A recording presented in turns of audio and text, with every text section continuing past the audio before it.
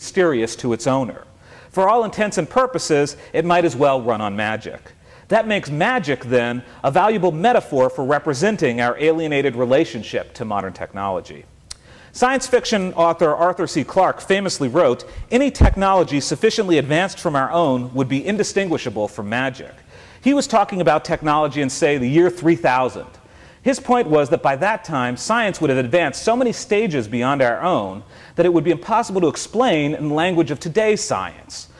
To us, it might as well be magic. I'd suggest that similarly, we could say today that any technology sufficiently alienated from the user is indistinguishable from magic. I turn on the ignition and my car starts. It might as well be magic. If magic offers a valuable metaphor for our alienation from modern technology, it also offers an allegorical alternative to Western models of medicine. As anybody who's had acupuncture can tell you, there's clearly a lot going on in our bodies that Western medicine has a lot of difficulty explaining. Based on my own very personal experiences with yoga, meditation, and Reiki, I'm more than persuaded that there's some sort of life force coursing through my body, even if I can't exactly explain it. Those would be the chakras as well as the nadis described in Indian and Chinese medicine. That life force is called prana in India and chi in China. Here in the US, we don't know what to call it, but good luck getting it insured. But if you've played Dungeons & Dragons or World of Warcraft or other fantasy role-playing games, you're familiar with its magical analog, mana. Mana is magical energy. You store it up in your body, then use it to cast spells. Once depleted, it slowly replenishes. Your capacity for mana is a function not of physical strength, but of a spiritual quality usually labeled wisdom.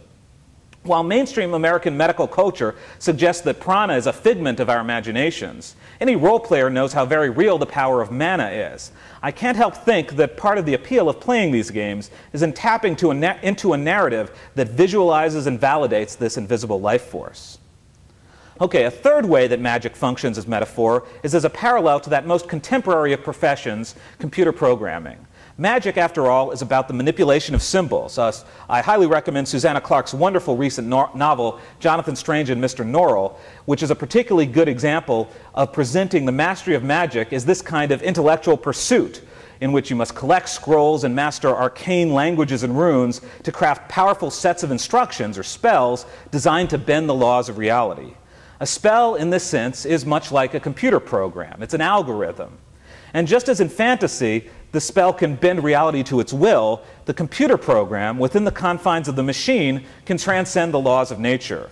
When designing a computer game, the laws of physics, time, and mortality need not apply. If you want to allow your players to fly or to give them unlimited lives, no problem. In this way, programming is very unlike more traditional forms of technological work, such as architecture. It's actually more like creative work, like writing a novel. In architecture, if you design a building, you'd better pay attention to the laws of gravity or your building's going to fall down. But in a computer game, why bother? The laws you have to worry about are the internal laws of the programming language, just as the magic user must follow the logic of the spell, not the laws of nature. This may help explain why, counterintuitively, today the most popular online role-playing games are not set in science fiction worlds, but in fantasy worlds. Now think about it. You might think that the techno-savvy users who play these complex, challenging games would gravitate towards the science fiction scenarios that seem to speak most directly to their own experiences with computers, such as, for example, the attempted Matrix online role-playing game. But the Matrix game has had nowhere near the success of World of Warcraft and the other fantasy-based games. But the reason for this, I think, is we could see that the fantasy genre is not an escape from technology. Rather, it's a compelling reworking of the raw materials of our technological lives in the realm of fiction. Now, finally, I want to talk about magic in the unconscious. As we've seen, we can define fantasy as the genre where the impossible becomes possible and the laws of nature no longer apply. In this sense, I'd argue, fantasy is the genre which most directly represents the workings of the unconscious mind. When we enter the realm of the unconscious by dreaming, we no longer follow the rules of the physical world or the rational mind. The logic of cause and effect is replaced with the logic of association as we drift from one scene to another without any need for logical continuity. When we're not dreaming, of course, we like to pretend that we're ruled by conscious reason. But in my own experience, at least, the older I get, the more I realize how much of an illusion this is. From the perspective of the unconscious, then, fantasy is not an escape, but a return.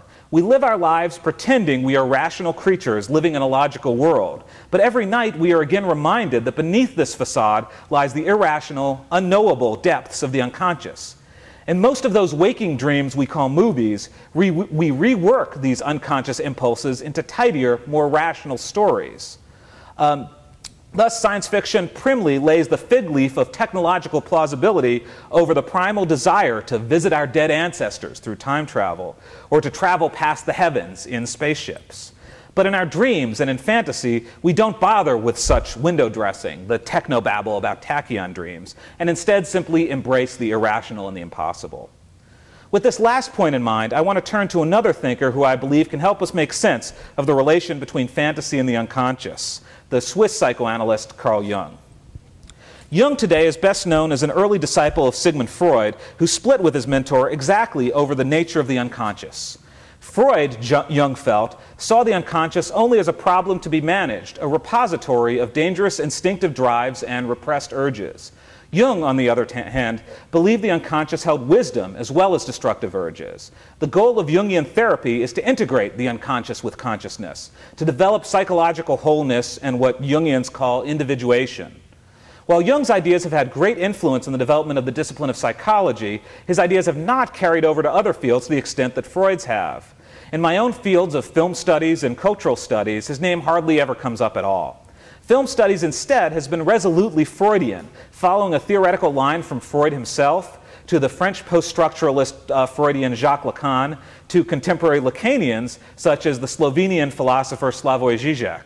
And given the dominant cultural forms during the emergence of film theory in the 1950s and 60s, this Freudian focus makes perfect sense for the time. It's no stretch to say read Hitchcock through Freud, since Hitchcock himself was clearly reading Freud, as you can see it, for example, the long-winded explanation at the end of Psycho. Likewise, science fiction films such as Forbidden Planet were self-conscious Oedipal tales. Indeed, one could argue that the entire era of the 50s and 60s was fundamentally Oedipal, as the baby boomer generation rose up to rebel against their parents and establish a counterculture, which eventually became the mainstream culture. Only when the boomers' parents were sufficiently old and out of the way were they retroactively dubbed the greatest generation. But if Freudian paradigms work smoothly, and perhaps I would suggest a little too smoothly, to help explain the culture of the baby boomers, I'm not so sure they're as helpful for making sense of the modern fantasy boom sparked by Generation Y. For one thing, I don't think it's fundamentally Oedipal. Frodo doesn't reject Bilbo, his father figure, but instead just follows in his footsteps very enthusiastically. Likewise, Harry Potter idolizes his dead parents, sneaking through Hogwarts in the invisibility cloak that was left to him by his father. These narratives perhaps reflect a cultural shift. Demographic experts claim that today's Generation Y teens and 20-somethings maintain surprisingly close and warm relationships with their parents, compared to, say, my and Kurt's so-called cynical Generation X. Jung is perhaps best known for his concept of the collective unconscious. He argues that beyond the individual unconscious described by Freud lies a substratum of shared, universal structures and images known as archetypes, such as the hero, the mentor, and the shadow. These archetypes, in turn, are expressed in different cultural and historical contexts as specific archetypal images, such as the mentor figures of Gandalf in Lord of the Rings, Dumbledore in Harry Potter, and Obi-Wan Kenobi in Star Wars. And I should point out, you may be familiar with some Jungian ideas because of the success of probably his main American popularizer, Joseph Campbell. And while I've been pointing out that Jung is, I don't think, properly appreciated by contemporary American academia, Jungian ideas certainly have been very influential in Hollywood itself. Joseph Campbell's famous book, The Hero with a Thousand Faces, became a real touchstone in particular for George Lucas and a model as he was beginning to develop the storyline that turned into the first 3 Star Wars movies. He subsequently referred to Joseph Campbell as his Obi-Wan. Since the success of those Star Wars movies, Campbell's influence has spread throughout all of Hollywood, in particular